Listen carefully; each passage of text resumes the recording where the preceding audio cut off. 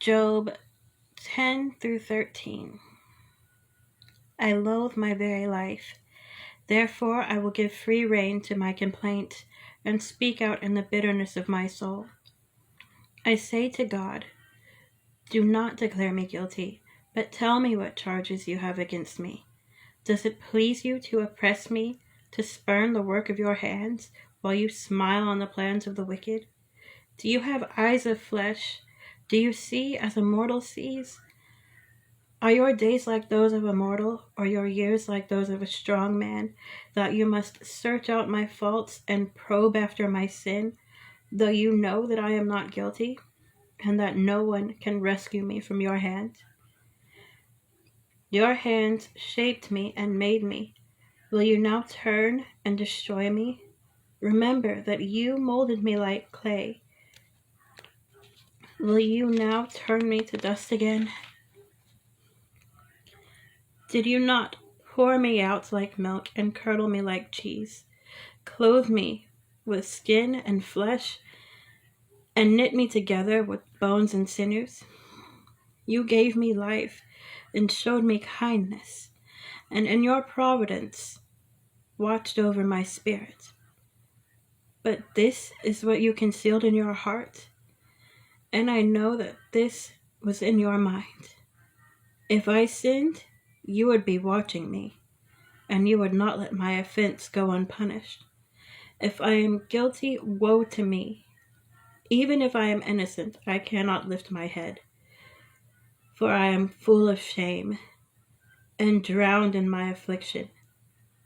If I hold my head high, you stalk me like a lion, and again display your awesome power against me. You bring new witnesses against me, and increase your anger toward me. Your forces come against me wave upon wave. Why then did you bring me out of the womb? I wish I had died before any eye saw me. If only I had never come into being, or had been carried straight from the womb to the grave. Are not my few days almost over?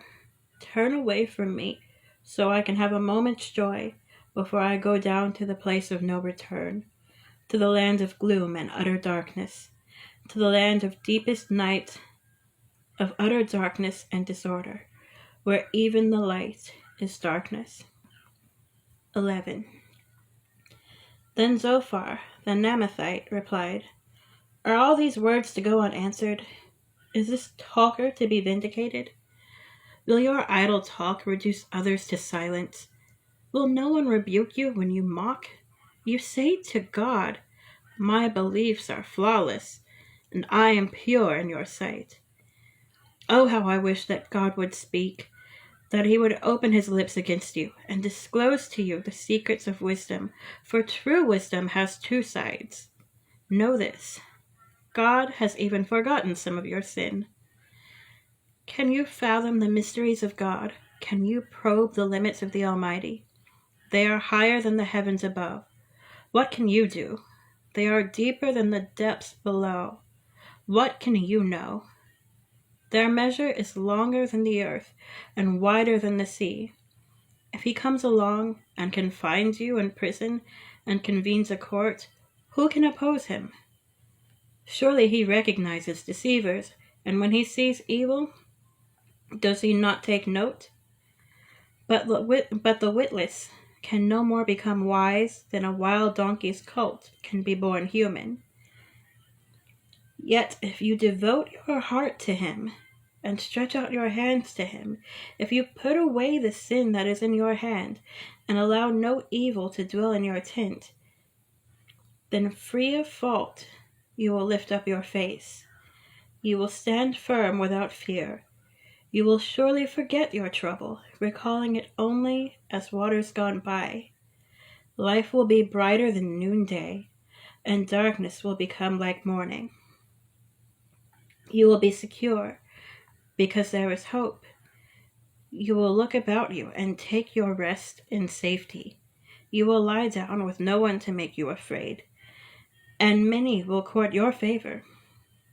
But the eyes of the wicked will fail, and escape will elude them. Their hope will become a dying sigh. dying gasp. Sorry. Chapter 12. Then Job replied, "Doubtless you are the only people who matter, and wisdom will die with you. But I have a mind as well as you. I am not inferior to you. Who does not know all these things? I have become a laughingstock to my friends, though I called on God and he answered.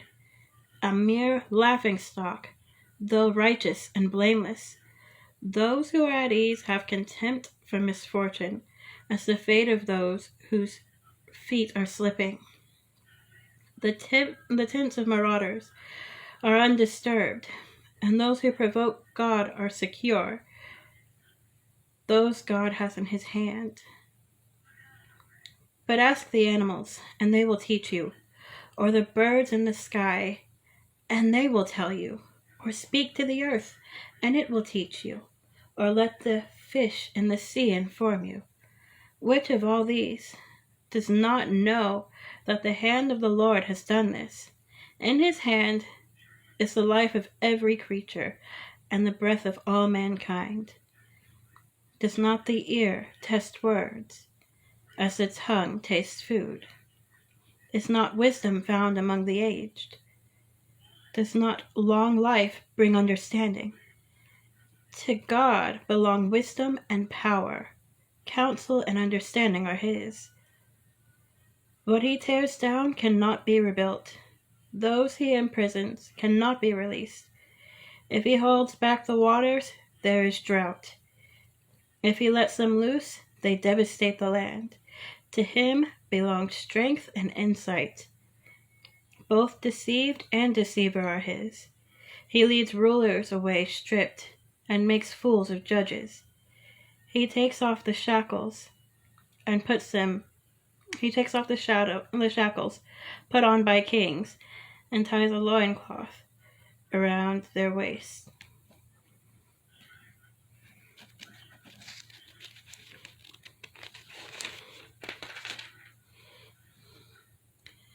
He leads priests away stripped, and overthrows officials long established. He silences the lips of trusted advisers, and takes away the discernment of elders. He pours contempt on the nobles, and disarms the mighty. He reveals the deep things of darkness, and brings utter darkness into the light. He makes nations great and destroys them. He enlarges nations and disperses them. He deprives the leaders of the earth of their reason.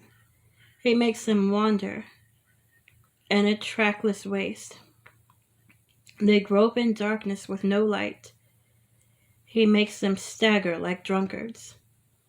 13. My eyes have seen all this. My ears have heard and understood it.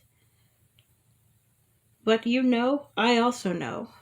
I am not inferior to you. But I desire to speak to the Almighty, and to argue my case with God. You, however, smear me with lies. You are worthless physicians, all of you. If only you would be altogether silent. For you that would be wisdom. Hear now my argument.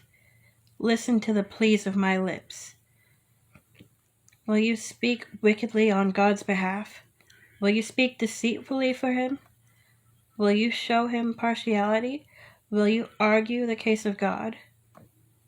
Will it turn out well if he examined you? Could you deceive him as you might deceive a mortal? He would surely call you to account if you secretly showed partiality. Would not his splendor terrify you? Would not the dread of him fall on you?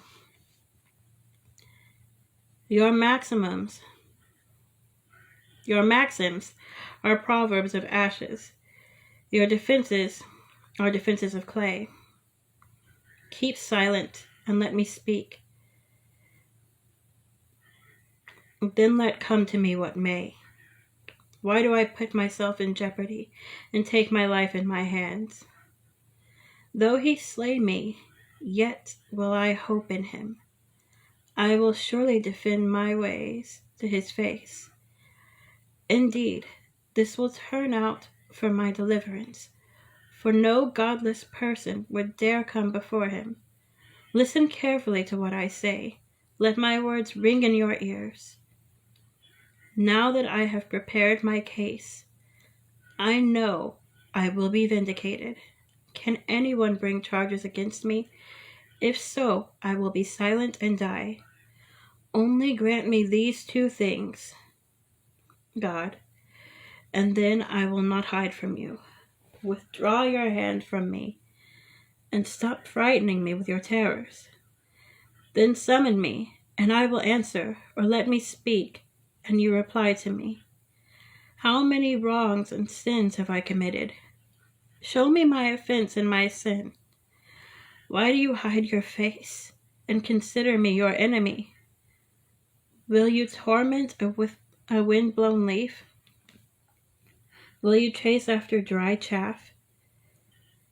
For you write down bitter things against me, and make me reap the sins of my youth. You fasten my feet in shackles. You keep close watch on all my paths by putting marks on the soles of my feet. So man wastes away like something rotten, like a garment eaten by moths.